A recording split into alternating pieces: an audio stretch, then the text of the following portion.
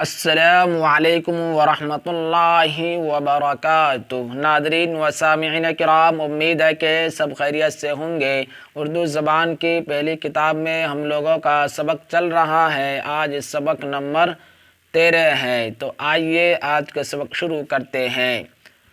امیدوار، پیداوار، زمیندار، نمبردار، کاشتکار، کارخانہ، شامیانہ، دولت مند، چار جامہ، روشنائی، تندرستی، ٹمٹمانا، جگمگانا، مسکرانا، کھٹکھٹانا، پرانا امیدوار، دولت مند زمیندار، محنتی کاشتکار، گاڑھی روشنائی، چراغوں کا ٹمٹمانا، ستاروں کا جگمگانا، پیداوار اچھی ہوئی، نمبردار حاضر ہے، کارخانہ جاری ہے، روشنائی گاڑھی ہے، شامیانہ تنا گیا، تندرستی اچھی ہے۔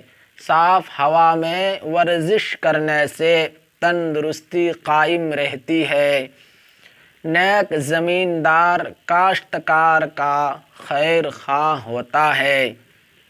گھوڑے پر نیا چار جامہ کسا گیا۔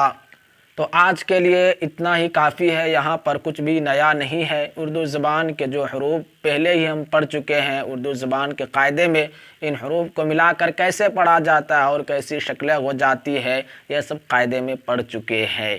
یہاں پر دیکھیے، اس کو چراغوں پڑھیں گے، چراغوں نہیں پڑھیں گے، چراغوں کا ٹمٹمانا پڑھیں گے۔ اسی طرح سے اس میں ایک لفظ ہے خیر خواہ، نہیں پڑھیں گے، خواہ پڑھیں گے، خیر خواہ۔